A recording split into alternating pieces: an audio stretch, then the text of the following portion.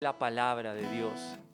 Queremos que ella sea la que nos enseñe quién eres tú, lo que tú deseas de nosotros y cómo quieres que vivamos, Señor. Que la palabra sea la medida de nuestra fe, de nuestro comportamiento, Señor. Y ayúdanos a que cada día podamos ser más como Cristo, Señor. Cada día más como nuestro Señor, como nuestro Salvador. Queremos ser como Él. Ayúdanos, Señor. Danos siempre ese equilibrio, Señor, entre la gracia, Señor, y el libertinaje. Danos el equilibrio, Señor, a vivir de una manera equilibrada en todo lo que hacemos. Quita de nosotros toda religiosidad, Señor, que no venga de ti. Quítala, Señor. Pero si hay algo que, Señor, esté siendo liviano en nuestra vida, danos fortaleza también para ser firmes en las convicciones que tú deseas que tengamos, Señor. Gracias por este tiempo, Señor. Padre, bendice nuestra nación, nuestro país. Colombia necesita de ti, Señor. Hoy clamamos a ti por esta nación. Bendice cada colombiano, cada persona que habita en este territorio. Rogamos por tu gracia para ellos, Señor. Bendice a esos familiares, esos seres queridos que aún no te conocen, que no se han reconciliado contigo. Hoy te pedimos por ellos, Señor. Por favor, tráelos a tu redil, Señor. Llámalos con lazos de amor, con tu voz de amor. Llámalos, Señor. Oramos por ellos, Señor, y bendecimos este tiempo. En el nombre de Jesús. Amén y amén. Amén. Dios los bendiga. Un aplauso para el Señor. Vamos a tomar asiento, por favor. Pónganse cómodos.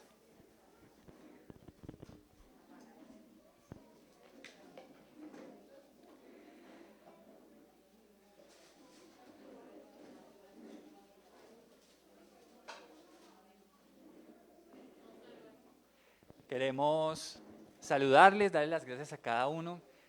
Queremos también recordarles que los que estén en grupo familiar se pueden sentar juntos, no hay ningún problema. Y bueno, vamos a hablar de nuestros anuncios. Así que les recordamos que este próximo miércoles tenemos nuestro culto entre semana, es a partir de las 7 de la noche, para que porfa se conecten. También tenemos para este jueves el turno es para los adultos. Tenemos el estudio bíblico para que los que deseen se puedan conectar. Estamos haciéndolo a las 6:30 a través de Google Meet.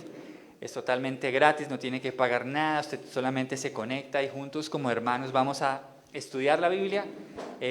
Esto no es un sermón, es un estudio donde todos participamos, le hacemos preguntas al texto, meditamos lo que dice el texto, oramos por nuestras peticiones y de paso también es un espacio donde nos podemos conocer, donde podemos compartir un poco más, ¿verdad? Esos son los anuncios y el próximo domingo a las 9 de la mañana. Muy bien, mis hermanos. Quiero invitarles en esta mañana para que abramos nuestra Biblia en Hechos capítulo 18. Hechos capítulo 18. Y quiero que juntos, por favor, leamos los versos 9 al 11. Hechos 18, versículos 9 al 11. ¿Listo? Vamos a buscarlo allí y vamos entonces a leer lo que dice allí la palabra de Dios. Muy bien, leamos juntos Hechos 18, versículos 9 al 11. Una noche el Señor le habló a Pablo en una visión y le dijo: no tengas miedo, habla con libertad, no te quedes callado, pues yo estoy contigo y nadie te atacará ni te hará daño, porque mucha gente de esta ciudad me pertenece. Así que Pablo se quedó allí 1 año y medio enseñando la palabra de Dios. Oremos. Señor, damos gracias por tu palabra. Queremos hoy que nos enseñes. Señor, rogamos a ti que abras nuestro entendimiento, que nos des la luz tuya, Señor, para ver la verdad que tú nos quieres enseñar. Queremos aprender lo que está allí y ponerlo en práctica, Señor. Me encomiendo en tus manos en esta mañana, pidiéndote tu ayuda y tu gracia para poder hacerlo, Señor. En el nombre de Jesús, amén y amén. Muy bien, mis hermanos. Seguimos entonces en este capítulo interesantísimo de Hechos, capítulo 18, y quisiera que habláramos de algo que llamó mi atención cuando meditaba en este capítulo, en lo que hoy vamos a estudiar. No sé si usted alguna vez se ha desanimado. ¿Se ha desanimado alguna vez? Creo que todos nos ha pasado y hemos tenido momentos donde nos hemos desanimado. Algunas veces son periodos más cortos, otras veces son periodos más largos, pero a veces el desánimo y a veces hasta el cansancio entra en nuestra vida y empezamos como a agotarnos. Y yo creo que lo que vamos a ver hoy es, en el apóstol Pablo es un ser humano como usted y como yo. Dice por ahí un predicador que no es que la Biblia tenga hombres grandes, sino son hombres débiles que tienen un gran Dios. ¿Sí? Y nosotros, me gusta que podamos ver esta faceta del apóstol Pablo que vamos a ver hoy. Y esto nos ayuda a entender, ¿no?, que ellos eran hombres comunes como usted y como yo. Que estaban en un proceso con Dios, claro, él estaba en un llamado para su época muy especial, pero como seres humanos usted y yo tenemos las mismas luchas. Y qué bueno que nosotros podamos aprender y conocer qué fue lo que la gracia de Dios le ofreció al apóstol en ese momento. Hermanos, recordemos algo importantísimo. Hay una gran tarea que Dios nos ha encomendado a todos los creyentes. Se llama la Gran Comisión. Dios nos ha entregado a los creyentes el mandato de ir y predicar el Evangelio, de hacer discípulos a todas las naciones. Y quisiera ser enfático en que esto no lo dijo Él solamente para un pastor, un evangelista. Él lo dice a todos los creyentes. Todos los creyentes en realidad deberíamos tener en nuestro corazón, en los hábitos de nuestro día, el hacer discípulos, el predicar el Evangelio, el ayudarle a otra persona a que conozca a Jesucristo. Todos deberíamos tener eso en nuestra vida. Todos tenemos obligaciones, ocupaciones y cosas que hacemos en la vida diaria, pero es que estamos hablando de un mandato del Jesús exaltado. Mire lo que dice Mateo 28, 18 al 20. Dice allí la palabra de Dios. Jesús se acercó y dijo a sus discípulos: se me ha dado toda autoridad en el cielo y en la tierra. Por lo tanto, vayan y hagan discípulos de todas las naciones, bautizándolos en el nombre del Padre y del Hijo y del Espíritu Santo. Enseñen a los nuevos discípulos a obedecer todos los mandatos que les he dado. Y tengan por seguro esto, que estoy con ustedes siempre hasta el fin de los tiempos. Note que este es un mandato. Y me gusta esa palabra que usa esta traducción. Dice, por lo tanto. Esto quiere decir que con base a lo que él afirmó antes, que fue que toda autoridad le había sido dada en el cielo y en la tierra, por esa autoridad él le dice a los creyentes, por lo tanto vayan, porque yo lo estoy mandando. Es un mandato de Dios. Es curioso, pero a veces este tema del evangelismo y de cumplir la gran comisión, para algunos creyentes es un tema como, no, es si Dios quiere. Pero la verdad es que no. Miremos las palabras que Jesús usa. Se me ha dado toda autoridad en el cielo y en la tierra. Dice, por lo tanto, vayan y hagan. Miren que son unas palabras de mandato, ¿no? Vayan y hagan.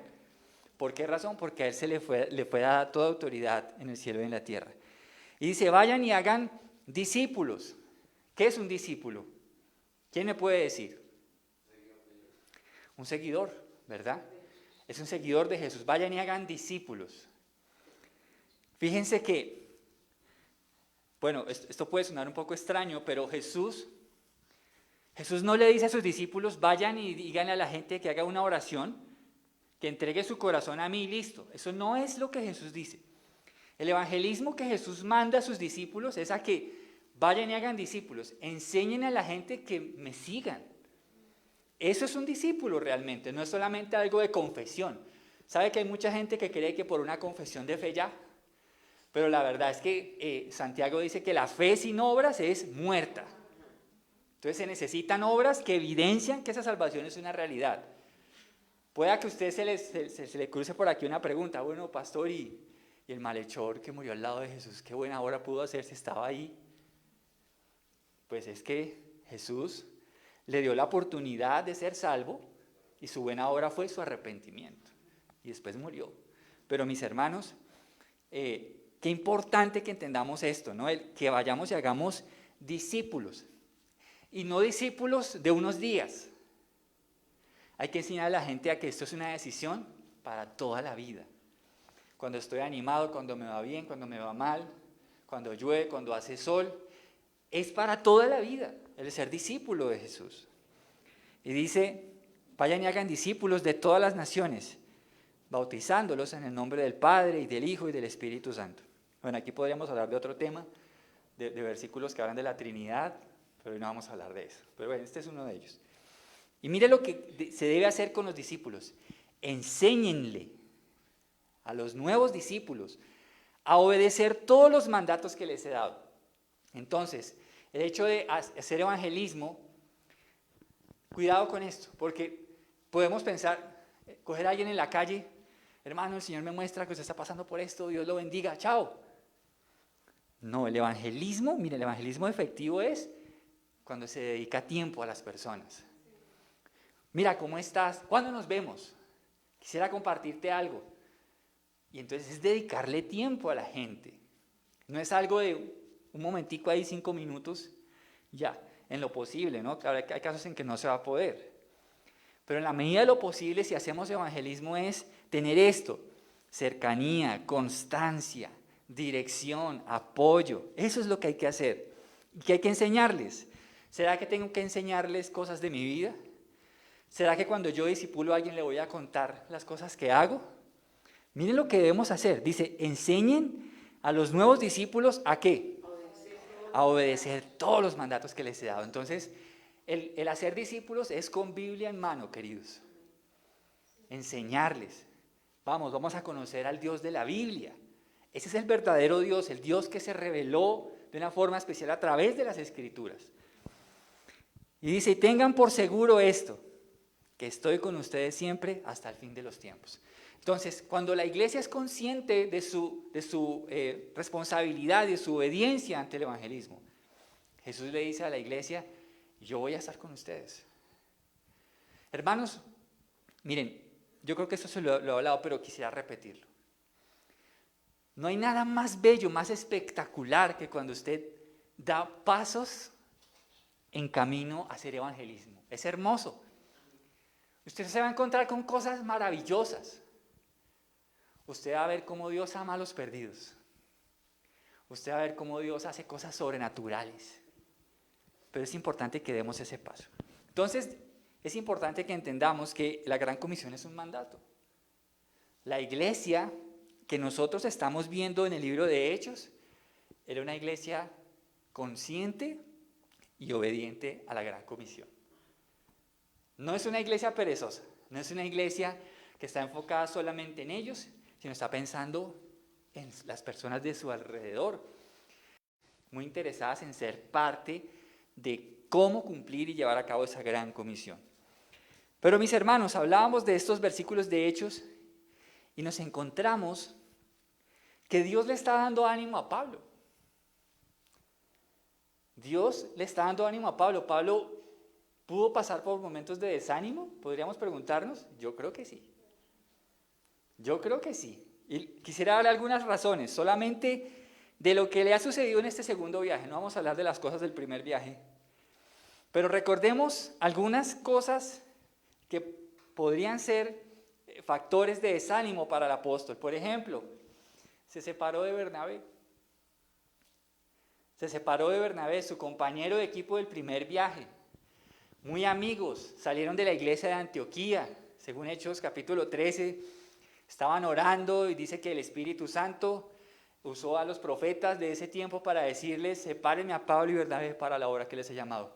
Imagínense la dicha de salir de la iglesia, el Señor nos llamó, nos comisionó, vamos juntos, pero encontramos que tuvieron una diferencia, ¿verdad? Por un familiar de Bernabé, por Juan Marcos, que ya lo hablamos, un hombre que seguramente en esa época de su vida era un hombre muy joven espiritualmente, se sintió atemorizado de los compromisos, eso lo hablamos ya en algún sermón hace unos domingos, pero eso fue factor de que Bernabé y Pablo se separaran. Y no nos digamos mentiras, a veces separarnos de hermanos en la fe causa dolor, porque somos una familia. Eso duele, eso duele.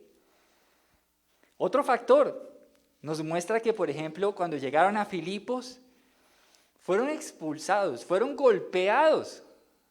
¿Por qué? Por expulsar un demonio de una mujer. Y como ese era un factor económico para algunas personas de la región, entonces ellos fueron a agredirles. Y recibieron una golpiza tremenda. Después van a Tesalónica, y en Tesalónica tuvieron que esconderse porque una turba causada por unos judíos los estaba buscando para golpearlos también. Entonces démonos cuenta que lo que viene sucediéndole al apóstol también es una gran cantidad de sucesos que como ser humano pudo causar que él se desanimara. Pero después llega a Berea y tiene un tiempo muy especial y sin embargo los queridos judíos de Tesalónica, que parecían una barra brava de la época, Dios mío, se van a perseguir también a Pablo hasta allá. Y arman otra turba ya, increíble, ¿no? Entonces démonos cuenta de lo que pudo haber sentido el apóstol Pablo, de toda esta persecución, de estas contrariedades. En lo particular, mis hermanos, quisiera decirles que cuando Pablo habla de un aguijón en su carne, en 2 Corintios 12, yo no creo que sea una debilidad, no creo que sea eso. Yo creo que el aguijón en la carne de Pablo eran las persecuciones. Yo creo que es más eso, por eso más adelante él dice, por esa razón más bien me gozaré en las persecuciones, en las afrentas. Yo creo que ese era el aguijón, que de pronto Pablo pudo haber dicho, Señor, porfa, quita de mí, porque es que era fuertísimo, creo yo, es una percepción personal, puede que usted tenga otra, está respetable. Pero entonces, Pablo era un ser humano. Y no sé si a usted le ha pasado, pero a mí también me pasa. A veces nos desanimamos.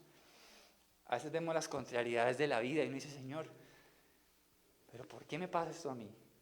¿Por qué? ¿Por qué tanta dificultad? ¿Por qué tanto problema? ¿No se supone que cuando yo viniera a tus caminos todo se me iba a arreglar? A veces nos dicen eso y no es cierto.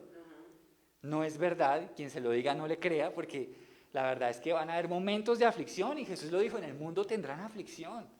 Claro, hay momentos de alegría, no quiero decir que la vida cristiana sea todo un sufrimiento, aunque puede pasar en casos muy puntuales donde Dios así lo decida, pero hay momentos difíciles. O me va a decir que es fácil dejar el pecado. Me va a decir que es fácil dejar cosas que antes hacíamos que eran pecaminosas y que el Señor nos dice, hey, bueno, estamos hablando de un cambio, te da un nuevo corazón, ahora pon en práctica mi palabra. Hay cosas que no son fáciles, pero bueno, el Señor hace su obra. Miremos entonces, ya con este pequeño concepto, de entender en qué podía estar pasando Pablo cuando Dios le está hablando estos versículos.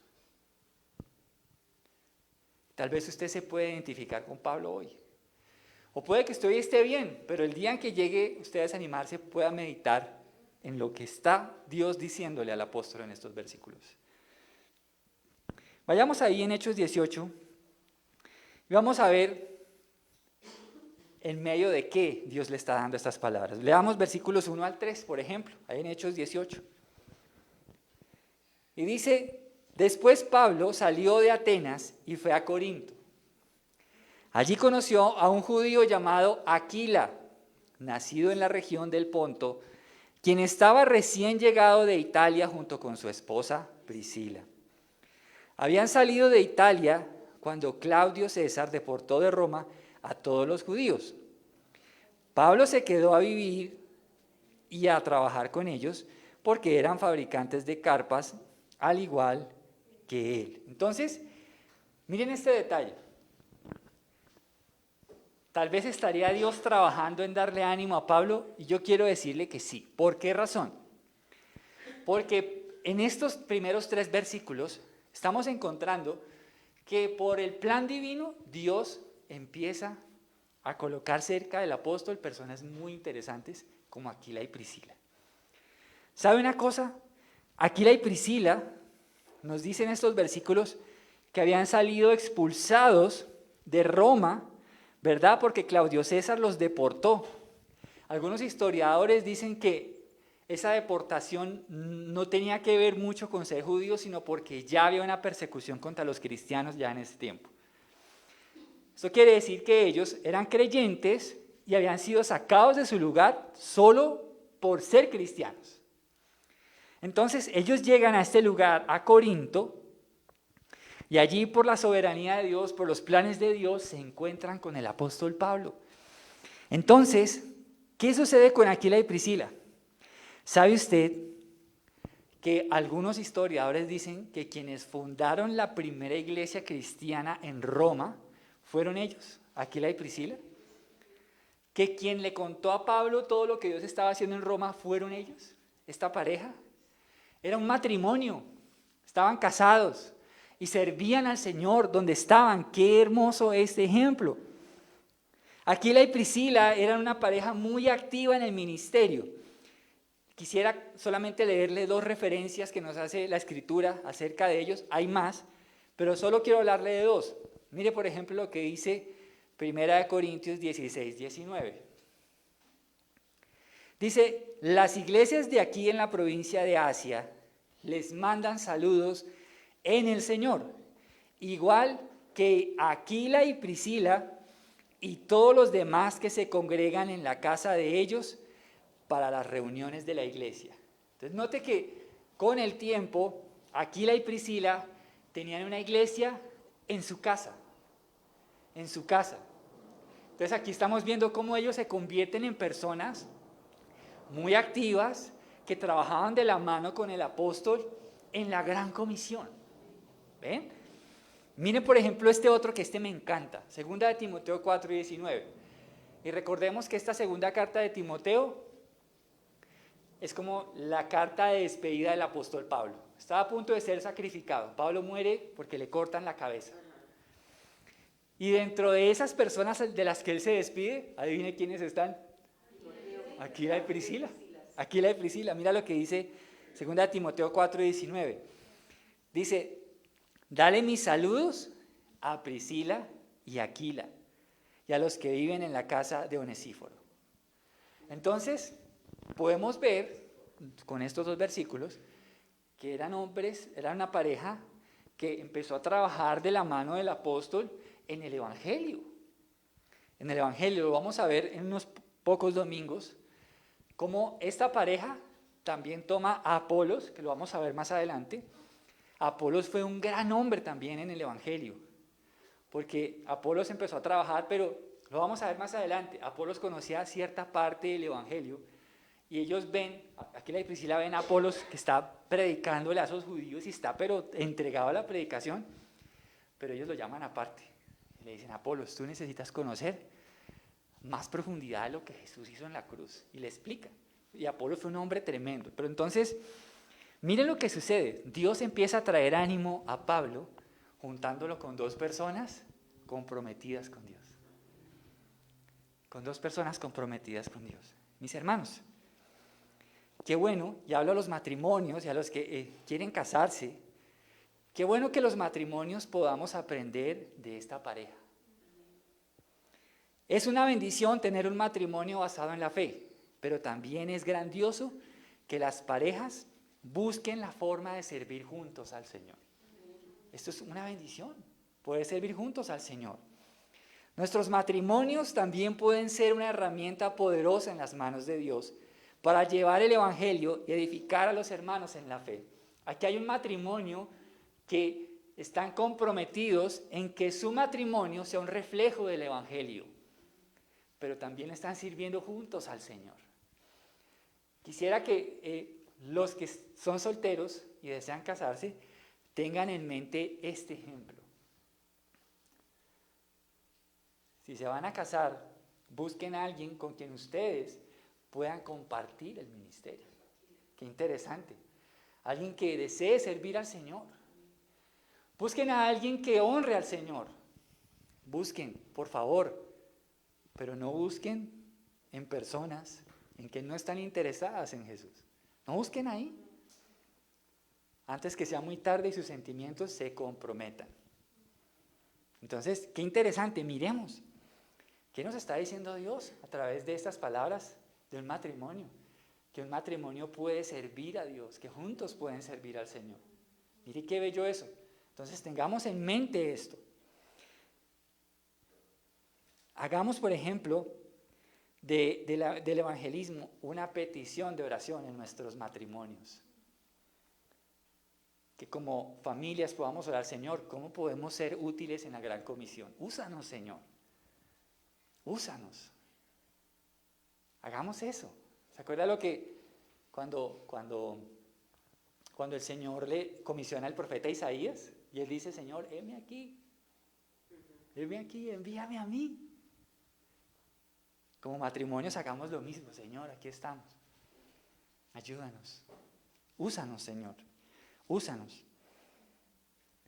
Hagamos de este tema una petición de oración. ¿Cómo puede mi matrimonio apoyar el evangelismo? ¿Cómo puede mi matrimonio ser un factor importante en la gran comisión? ¿Cómo podemos apoyar el evangelismo que se hace en la iglesia local? Pero encuentro otro aspecto interesante en estos 3 versículos, y es que hay personas que Dios coloca en nuestra vida para hacer un bálsamo que trae apoyo a nuestra vida en el servicio. Mis hermanos, les voy a abrir mi corazón. A veces es difícil hacer la obra, sobre todo cuando no hay personas que quieran unirse y hacer las cosas. A veces hay momentos en que es difícil. Entonces, a veces uno entra en ese desánimo. Carambas, uno quiere hacer, vamos. A veces uno como que se pone las Energizer, pero a veces... Entonces, qué bendición es cuando Dios coloca personas que son un bálsamo que trae ánimo a personas que están trabajando en el ministerio. Estoy seguro que este fue un bálsamo de Dios para el apóstol Pablo. Pablo, no te desanimes, hay persecución, hay cosas tremendas, pero quiero que conozcas a 2 personas que voy a colocar a tu lado, para que tengas ánimo, para que no desistas de mi llamado. Encontrar en el camino una pareja de hermanos que están comprometidos con Dios y que están dispuestos a servir, le tuvo que dar mucho ánimo al apóstol. Señor, qué bendición. ¿Se acuerda? La Biblia nos relata de un profeta que estaba muy desanimado acerca de la persecución de Acab y de su esposa. Y el Señor, él va a una cueva, ¿se acuerda que él se encierra? Señor, han matado a tus profetas, he sentido un vivo celo. El Señor le dice, chino, tranquilo, porque he guardado un montón de rodillas que no se han doblado. Ánimo, levántese, que no está solo. Ánimo. ¿Sabe que el desánimo a veces hace eso? Nos hace sentir que estamos solos. Que estamos solos. Pero Dios es experto en darnos ánimo. No estás solo, yo estoy contigo y voy a colocar personas a tu lado. Entonces, qué interesante ver cómo Dios trae un bálsamo para el apóstol, y qué chévere ver que nuestros matrimonios pueden ser una herramienta en manos de Dios. Qué hermoso eso. En el ministerio hay momentos de soledad, de cansancio, de frustración, pero es de gran aliciente cuando Dios pone personas que tienen un compromiso personal con Él y que dicen, vamos, pastor, vamos a hacer la obra, tengo esta idea, vamos a orar, ¿cómo puedo ayudar? O sea, que juntos podamos, no quiere decir que uno lleve la batuta, porque yo no soy de los que piensa que el pastor es el que dice y se hace. No, somos un grupo de hermanos y vamos juntos a buscar qué es lo que Dios quiere. Pero qué bendición cuando estamos ahí para apoyarnos. Pero mire lo que sucede en los versículos 4 y 6. Dice en Hechos 18, versos 4 al 6. Dice, cada día de descanso, Pablo se encontraba en la sinagoga tratando de persuadir tanto a judíos como a griegos. Después de que Silas y Timoteo llegaron de Macedonia, Pablo pasó todo el tiempo predicando la palabra. Testificaba a los judíos que Jesús era el Mesías. Pero cuando ellos se opusieron y lo insultaron, Pablo se sacudió el polvo de su ropa y dijo, la sangre de ustedes está sobre sus propias cabezas. Yo soy inocente. De ahora en adelante iré a predicar a los gentiles. Así como tuvo este bálsamo con Aquila y Priscila, note que los versos 4 al 6 nos están mostrando también un grupo de personas complejas, difíciles. Pablo estaba entregado a la tarea ¿de qué? De predicar el evangelio. Y entonces estaba intentando persuadir. Ojo a ese detalle. Ninguno de nosotros tiene el poder de convertir a nadie. Ninguno de nosotros, es que yo convertí. No diga eso. Usted no convierte a nadie, ni yo. El único que convence es el Espíritu de Dios, porque Él convence de pecado, de justicia y de juicio. Entonces, Pablo estaba entregado a eso, a la predicación, porque él es ese sembrador que salió a sembrar la palabra, y él sembraba la palabra, pero por eso dice por allá en Corintios, Pablo sembró, Apolos regó, pero el crecimiento lo da Dios. Nosotros regamos la palabra y quisiéramos que por cada vez que regamos la semilla de la palabra, todas dieran fruto al 100, al 60 y al 30. Pero ¿qué sucede? Que es una obra divina. El convertir un alma es una obra divina. Nosotros debemos orar que nuestros hijos sean convencidos por Dios. Debemos orar que nuestra familia, nuestros seres queridos sean convencidos por Dios. Porque Él es el único que convierte a un pecador en un santo. Él es el único que tiene ese poder. Y creo que el apóstol Pablo es un gran ejemplo. ¿Acaso él no iba camino a Damasco? ¿Iba a matar cristianos? Y el Señor se le aparece y le dice, bueno, ¿por qué me persigues? Bueno, y ahí usted sabe lo que sucede, ¿no? De ahí se convierte el apóstol Pablo. Pero aquí encontró oposición en algunos judíos en su predicación. Dice, por ejemplo, Romanos 9, 2 al 3, algo que me parece impactante, déjenme se lo leo, Romanos 9, 2 al 3, y está hablando el apóstol Pablo y dice, tengo el corazón lleno de amarga tristeza e infinito dolor por mi pueblo, mis hermanos judíos. Yo estaría dispuesto a vivir bajo maldición, para siempre separado de Cristo, si eso pudiera salvarlos. Note el amor de Pablo por sus compatriotas. Por eso él siempre iba primero a las sinagogas. Él buscaba a los judíos porque eran sus compatriotas. Sin embargo, él dice, yo estaría dispuesto a vivir bajo maldición, pero finaliza diciendo, si eso pudiera salvarlos. Él sabe que eso no los va a salvar, porque es una obra divina. Pero él está cumpliendo su llamado. Yo voy a sembrar el evangelio, yo voy a predicar. Y eso es lo que Pablo estaba haciendo en esos versículos 4 al 6. Y él invirtió mucho tiempo en eso, en tratar de persuadir a judíos como a griegos de que Jesús era el Mesías. ¿Sabe que el evangelismo tiene que ir apuntado a eso? Que Jesús es el Mesías, que hay un Salvador. Sin embargo, encontró que algunos judíos rechazaban ese mensaje. Al ver este rechazo, Pablo hace algo que es impresionante. ¿Y sabe qué es? Es una señal de juicio. ¿Qué ve usted que hace el apóstol Pablo ahí? Como señal de juicio. Léalo ahí, por favor, búsquelo, lo invito. ¿Qué hace el apóstol Pablo ahí como señal de juicio para aquellos que rechazan la gracia de Dios? ¿Qué hace? Es un símbolo que ya lo había hecho en otro capítulo atrás. Exacto. Él se sacude y dice, ¿sabe qué? Soy inocente de su sangre, porque yo ya les prediqué. Ustedes no quisieron creer. Se sacude y dice, mire, lo siento. Eso es una señal de juicio.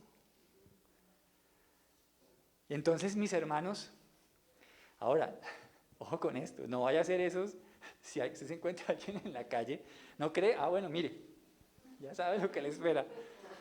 ¿Sí? Pero ¿sabe una cosa? Y es que va a haber momentos en que sí va a ser necesario hacer esto. No siempre, pero Dios le dará a usted la sabiduría para saber cuánto tiempo le va a invertir usted en una persona. ¿Por qué? Porque a veces nosotros cogemos a alguien y le compartimos y esa persona no está interesada en nada con Dios, y usted lleva 1, 2, 3 años, mejor dicho, estudiaron juntos, nada, y nada.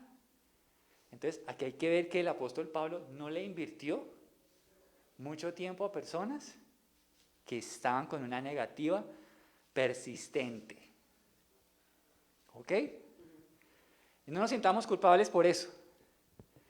¿Por qué Pablo estaba tranquilo? Porque él cumplió en predicarles. Yo estoy haciendo aquí mi obra de amor, yo estoy aquí predicándoles, les estoy diciendo, miren, Jesús es el Mesías. Pero ¿qué pasó? Que como dijeron que no, sacudió. Entonces, debemos ver que Pablo cumplió con su deber, pero estamos cumpliendo el deber, que también es lo importante. ¿Sí estamos anunciando a Cristo? ¿Sí estamos cumpliendo con ese deber? Porque es un mandato, como lo acabamos de ver en Mateo 28. Pablo está cumpliendo el mandato. Pero ¿Cómo podríamos sacudir? Que no queremos, claro, no nos volvamos expertos en sacudir el polvo, porque eso no es lo que Dios quiere, pero prediquemos el Evangelio. Anunciemos a Jesús como Salvador, pero ¿lo estamos haciendo? Sí estamos teniendo espacios donde estamos predicando a Cristo, estamos anunciando el Evangelio a ese familiar, a ese vecino, a ese compañero de trabajo, de estudio. ¿Estamos llevando el Evangelio? El Evangelio tiene dos caras.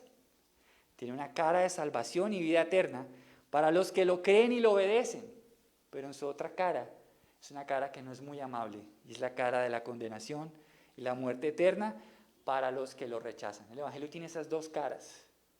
Para quien cree en Jesucristo, salvación y vida eterna, pero si lo rechaza, juicio de Dios.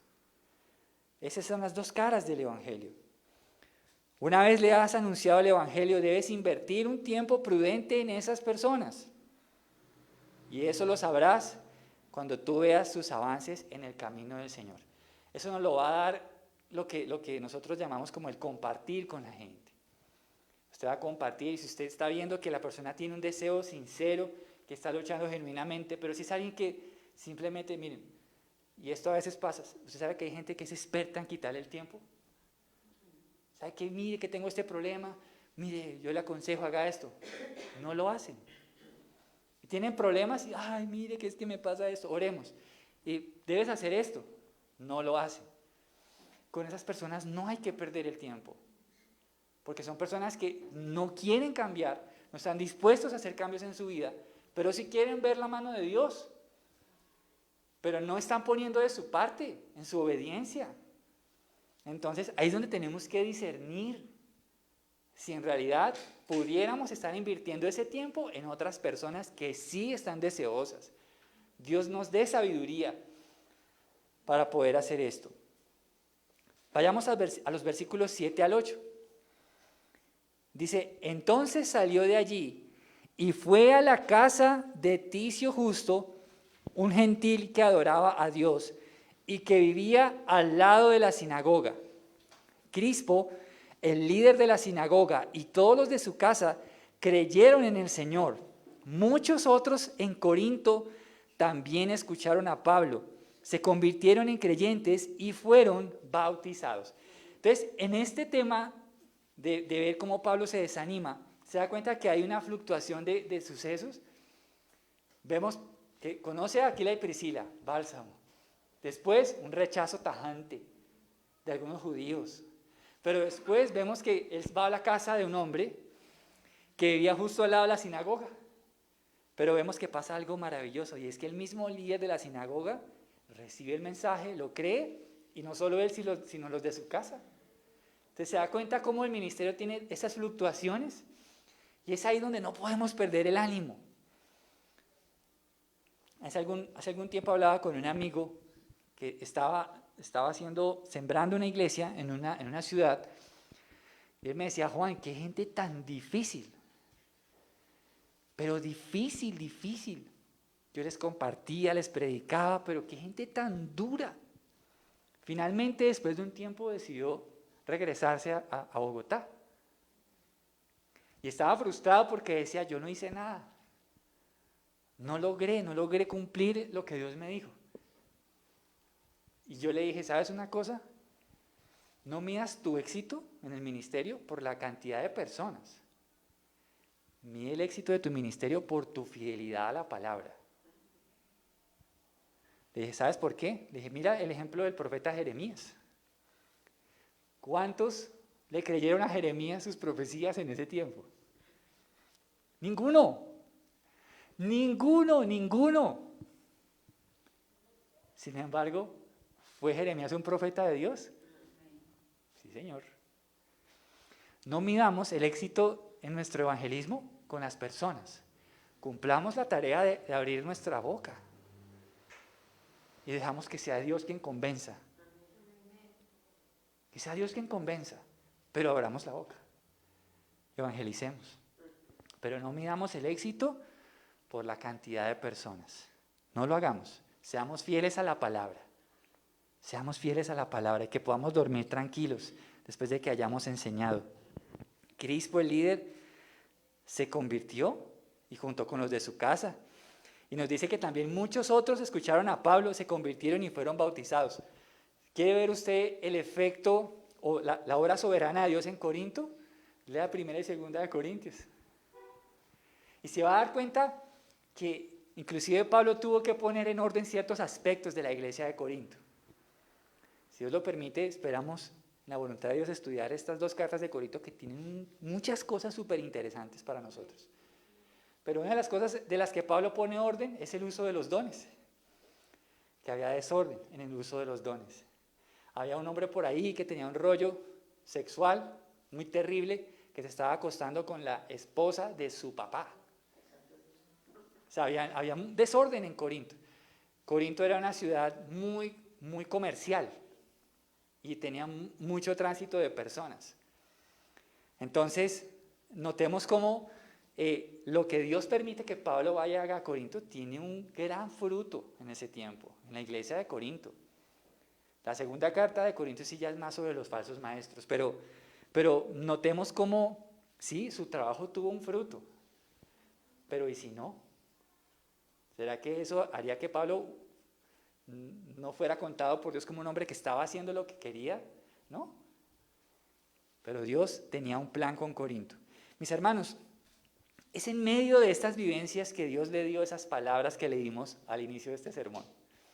Es en medio de esas vivencias. Leámoslos juntos, 9 al 11, nuevamente. Y el Señor le dice, una noche el Señor le habló a Pablo en una visión y le dijo, no tengas miedo, habla con libertad, no te quedes callado, pues yo estoy contigo y nadie te atacará ni te hará daño, porque mucha gente de esta ciudad me pertenece. Así que Pablo se quedó allí 1 año y medio enseñando la palabra de Dios. Notemos que Dios le está dando ánimo a Pablo. Ánimo, Pablo, no tengas miedo. No tengas miedo. Mis hermanos, no tengamos miedo de compartir el Evangelio. No tengamos miedo. Es más, no nos dé pena. No nos dé pena. Que a veces nos da como pena. Ay, ¿qué dirán de mí? ¿Qué dirá esta persona cuando sepa que yo soy temeroso de Dios? Cuando yo abra mi Biblia y le diga, mira, quiero compartirle esto. Dejemos la pena. Dejemos la pena. Anoche antes de dormir estaba orando y sentí algo tan fuerte, mis hermanos, que la Biblia dice que allí será el lloro y el crujir de dientes. ¿Usted se imagina, Dios mío, que es que a mí me da mucha cosa decirlo, pero es que si la gente no viene a Cristo se va a enfrentar con el juicio divino? Y dice Jesús, y allí será el lloro y el crujir de dientes. La gente va a llorar por no haberse reconciliado con Dios, por haber dicho, hoy no, mañana sí. Por haber dicho, no, eso es algo de fanáticos. Mis hermanos, no tengamos miedo ni temor de compartir el Evangelio. Hagámoslo, hagámoslo. Y por eso Dios le da ánimo al apóstol Pablo. Quiera Dios que hoy a todos Dios nos dé ese ánimo de poder llevar el Evangelio. Yo creo que hoy Dios está diciéndonos esto. Tengan ánimo, iglesia. Levántense a evangelizar. Levántense a compartir las buenas nuevas del Evangelio. Pablo debía ver su paso por Corinto como un espacio en el que Dios le estaría dando ánimo a continuar con su labor a pesar de los obstáculos y de la persecución. Fue un tiempo donde Dios le estaba dando ánimo al apóstol. ¿Con qué palabras le dio el Señor ánimo al apóstol? Le dice, no tengas miedo, habla con libertad, no te quedes callado. Tremendo que el Señor le diga a uno eso. Ten ánimo, no tengas miedo, hijo, no te quedes callado, habla de mí, sigue hablando de mí. ¿Saben una cosa? Nosotros tenemos que vivir en el evangelismo con esta visión. Tenemos una audiencia divina. Así la gente se burle aquí, hay un Dios que en el cielo está diciendo, bien, buen siervo fiel. Amén. Vivamos bajo esa perspectiva. Así la gente nos abuchee, nos llame tontos, retrógradas, fanáticos. panderetos, todo lo que nos quieran decir. ¿Sí? Pero en el cielo hay alguien grandioso, que es el Dios de dioses, el Rey de reyes, Señor de señores, que está diciendo, bien, bien siervo, lo que estás haciendo me agrada, eso es lo que yo quiero que hagas. Así la gente no te escuche, pero ve y diles que yo soy el Señor, ve y diles que hay salvación en Cristo, ve y anúnciales que yo estoy pronto a regresar, ve y diles que los estoy llamando de las tinieblas a mi luz admirable, ve y háblales. Este es el Dios que nos da ánimo en el evangelismo. Nos vamos a desanimar a veces, sí, pero Dios nos da ánimo para que lo hagamos. Era el tiempo y es el tiempo de anunciar el evangelio sin temor y reserva. Pablo le dijo a Timoteo, predica a tiempo y fuera de tiempo. Exhorta, redarguye y reprende con toda sana doctrina. Entonces, es tiempo de anunciar el evangelio. Hace poco leía un amigo pastor que él dice que hemos perdido el entusiasmo de predicar a Cristo. Y él dice, veo con tristeza que algunos púlpitos son muy tristes, pero es que deberíamos ser pregoneros a toda voz de que Jesucristo es el Señor. Debiéramos hacerlo con todo ánimo. Alguna vez en las clases del seminario teológico, el director es un pastor muy querido, muy querido. Y él dice, no, hay lugares donde uno va y le da a uno es tristeza, porque uno ve hombres sin convicción anunciando a Cristo. Tengamos convicción. Hermanos, les pregunto de todo corazón, ¿ha cambiado el Señor su vida? ¿Ha hecho el Señor su obra salvadora en su corazón? ¿Ha visto usted la mano de Dios cambiando su vida? Prediquemos con esa convicción. Prediquemos con esa convicción de que Él cambia a pecadores en santos. Y le da palabras de ánimo y le dice, pues yo estoy contigo. Pues sí. Mis hermanos, cuando nosotros hacemos la obra, Dios está con nosotros. Vayamos con todo el entusiasmo y con la confianza de que Dios va a estar con nosotros. Hagámoslo, hagámoslo. Dios hará cosas que usted ni se imagina. Usted va a ver cómo Dios se mueve en el evangelismo, si somos obedientes y lo hacemos. Pero Él ha dicho que va a estar con nosotros. ¿Acaso Moisés no le puso excusas al Señor? Señor, envía a otros, soy tardo de habla. No me envíes a mí. ¿Pero por qué me escoges a mí? El Señor le dijo, sí, mijito, yo lo escogí a usted. Es más, el Señor escoge de lo vil y lo menospreciado para avergonzar a los sabios. ¿O acaso no decían de los apóstoles que eran hombres del vulgo, hombres sin poca letra? Ay, pero mira a Pedro, su primer sermón, que se convirtieron como 3,000. Uy, Dios mío, qué tremendo. Un hombre que me diría, pero si era un pescador. Ay, ¿y es que acaso no tiene que tener una carrera para ser usado por Dios? No, uno sí se tiene que preparar, no me malinterprete. Pero Dios usa gente común. Dios usa gente común. Entonces tengamos la confianza de que ese Dios que usa lo que la gente rechaza, de lo vil y lo menospreciado, Dios de ahí saca perlas preciosas que anuncian su evangelio. ¿Se acuerda usted lo que sucedió con la cueva de Adulam? En la cueva de Adulam estaba el rey David, como estaba de pronto el apóstol Pablo en ese momento. Estaba cansado, estaba huyendo de la persecución del rey Saúl, se mete a esa cueva y yo creo que David dijo, bueno, aquí voy a estar tranquilo, aquí nadie me va a hablar, necesito estar solo, no quiero que nadie me hable.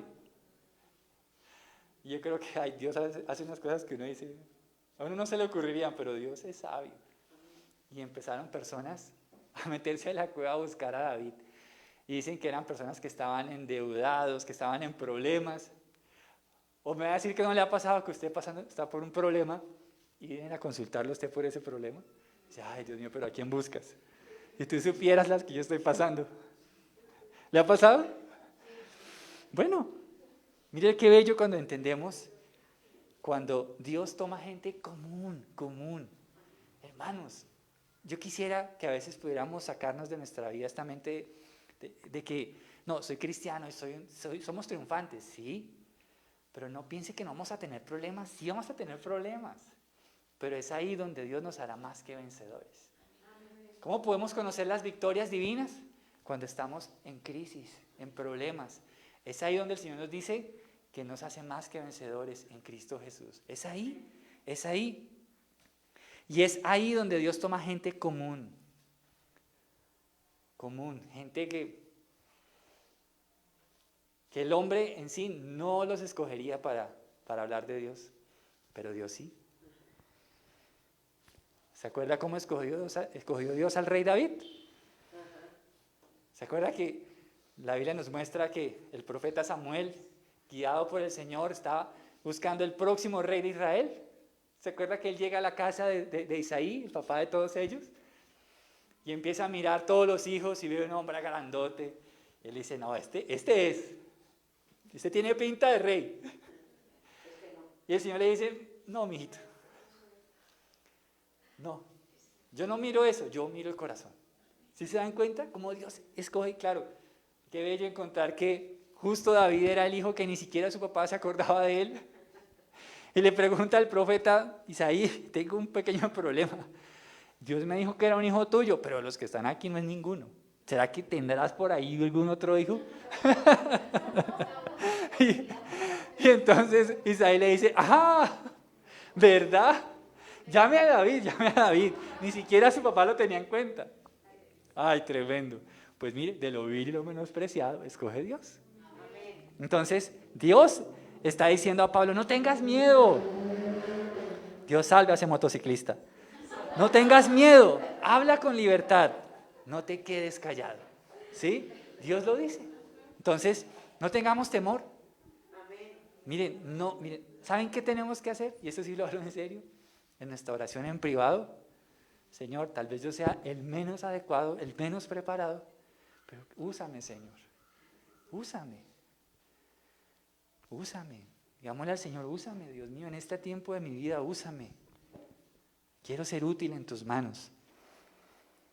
Y entonces Él dice que Él estará con Pablo. Y mire cómo finaliza. Esto me encanta. Dios le abre el corazón al apóstol diciéndole estas palabras bellísimas.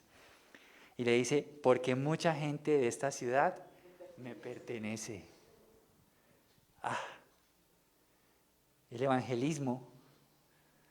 En el evangelismo correspondemos al amor salvador de Dios. Eso es lo que hacemos en el evangelismo. Hay un Dios grande que desea salvar a los perdidos. Y Él dice, porque en esta ciudad tengo mucha gente que me pertenece. Y vemos que era verdad, porque la carta de Corintios nos muestra así, que la iglesia de Corinto era una iglesia numerosa, de mucha actividad, gente de mucho fervor espiritual.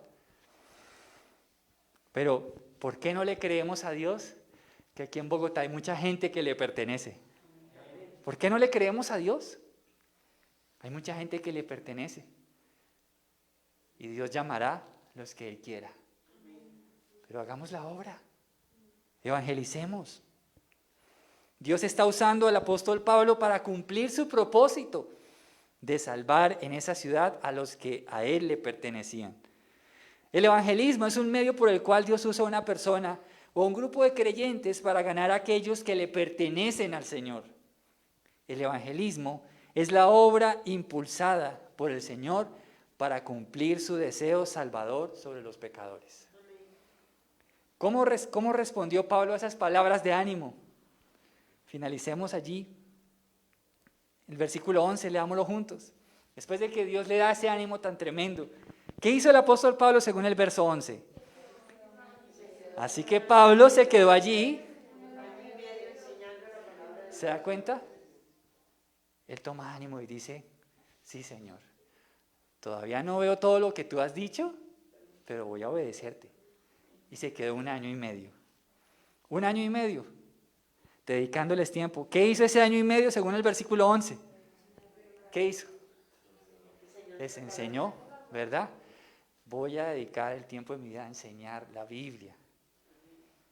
Nosotros en la página le colocamos un eslogan a la iglesia y es, amamos al Dios de la Biblia. ¿Sí? Pablo se quedó enseñando al Dios de la Biblia. Se quedó predicándole a la gente para que conozcan al Dios, no el Dios de nuestra imaginación, sino el Dios de la Biblia. Ese es el Dios que debemos predicar. No sea que estemos predicando un Dios imaginario, un Dios que nos hayamos inventado. Prediquemos el Dios de la Biblia, que ese es el verdadero Dios y nos ha dado su revelación especial, la palabra, para que lo conozcamos. Así que Pablo se quedó 1 año y medio. El ánimo que recibió de Dios fue suficiente para decidir quedarse un periodo largo y así cumplir el deseo del Señor. ¿Qué pasa si Dios hoy le dijera, le queda 1 año de vida, mijito? ¿Cómo lo va a invertir? ¿Cómo me va a servir usted durante ese año que le queda? Pues mis hermanos, no hace falta que Dios nos lo diga, porque no sabemos si hay un mañana. Y entre tanto que tengamos vida, sirvamos a Dios. Sirvamos a Dios. Finalizo con estas preguntas. ¿Has tenido algún contratiempo en el evangelismo? No me respondan, es para que usted lo medite. Sí, uno a veces tiene contratiempos, pero ¿has tenido algún contratiempo? ¿Has pasado por momentos en los que hacer la voluntad de Dios te ha traído oposición y problemas? Sí, claro, a veces tenemos problemas hasta con los mismos creyentes, con los incrédulos también. ¿Podrías a partir de hoy convertirte en una persona que apoya la labor del evangelismo en la iglesia? ¿Podrías convertirte en ese tipo de persona como Aquila y Priscila? Si Dios te llamara a ser un creyente, a que haga parte de un equipo de hermanos que buscan cumplir la gran comisión, ¿te unirías? ¿Cómo estás usando tu matrimonio en el evangelismo? ¿Es el evangelismo una parte importante de tu matrimonio? ¿Necesitas hoy ánimo divino para hacer la obra de Dios? Tal vez te hayas desanimado. Tal vez algún tiempo atrás fuiste un tremendo evangelista y después te desanimaste al ver los resultados. Te haría bien meditar en los versos que estudiamos hoy, donde Dios le dice a Pablo, ten ánimo, no calles. Yo estoy contigo, yo tengo mucha gente aquí que voy a salvar. ¡Ánimo! Te haría ánimo, no desistir. Porque hacemos la obra de Dios, porque es por Él y para Él. Amén. Oremos. Señor, damos gracias a ti por esta enseñanza.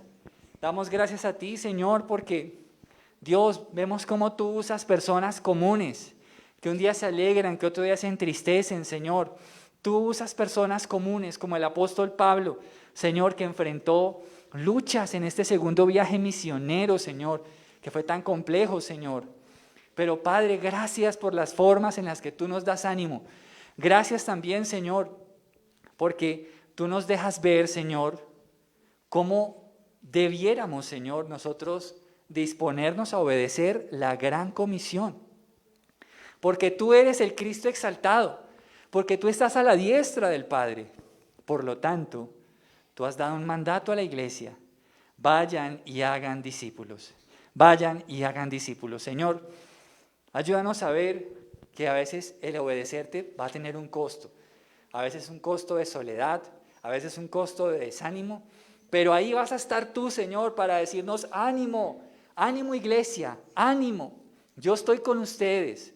No tengan temor, abran sus labios y prediquen mi palabra.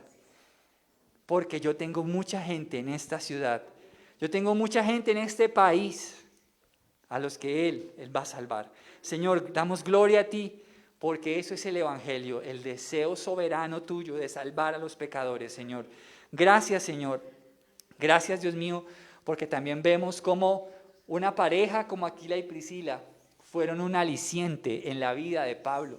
Señor, gracias, enséñanos a usar nuestros matrimonios también como un vínculo para evangelizar, donde podemos ponernos en las manos tuyas para ser útiles. Señor, ayúdanos a trabajar en conjunto los que somos casados, Señor, para poder servirte.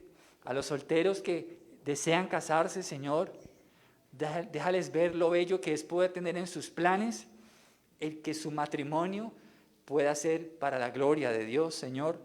Gracias, Dios mío, por esas personas que tú colocas a nuestro alrededor para darnos ánimo. Señor, eso es algo que nos da la congregación, porque eso lo dice el libro de Hebreos. no dejando de congregarse como algunos tienen por costumbre, mucho más cuando aquel día se acerca, Señor. Tu palabra dice que en la congregación nos exhortamos y nos damos ánimo a permanecer, a andar en tu voluntad, Señor. Gracias, Señor. Seas tú hoy ayudándonos a llorar juntos, a reír juntos y a darnos ánimo entendiendo de que es un llamado del cuerpo, es un llamado a la iglesia, Señor. Pero, Señor, ayúdanos a trabajar juntos en el evangelismo. Señor, gracias por también aquellas personas que se niegan. Nos da tristeza cuando a veces es necesario sacudirnos el polvo de nuestros pies. Nos da tristeza cuando se niegan a escuchar, por más de que tengamos todos los argumentos, y dicen no. Porque aún antes de escucharnos ya han dicho que dirán que no, Señor. Pero, Padre, oramos aún por ellos, por los que no te conocen, Señor. Háblales, llámales, Señor. Y ten misericordia de aquellos que rechazan a tu Hijo como el Salvador del mundo. Y gracias, Señor, porque a veces veremos grandes resultados, como habrán veces que no. Habrán periodos donde nadie nos escuchará, pero gracias porque habrán momentos como en Corinto, donde tú tienes mucho pueblo a quien salvar, Señor. Ayúdanos a medir el éxito de esta labor evangelística, no por la cantidad de personas, sino por nuestra fidelidad a tu palabra, Señor. Ayúdanos a entender eso, Señor, en el nombre de Jesús. Y gracias por esas palabras de ánimo, Señor. Gracias, Señor, porque tú hoy nos dices, Señor, no tengan miedo, hablen con libertad, no se queden callados, pues yo estoy con ustedes y nadie les atacará ni les hará daño, porque mucha gente de esta ciudad me pertenece. Ayúdanos a tomar la decisión que tomó el apóstol Pablo, a invertir un largo periodo de tiempo en la enseñanza de la palabra. Te bendecimos, Señor, en el nombre de Jesús. Amén y amén. Damos gracias a Dios por el evangelismo. Gloria a ti, Señor.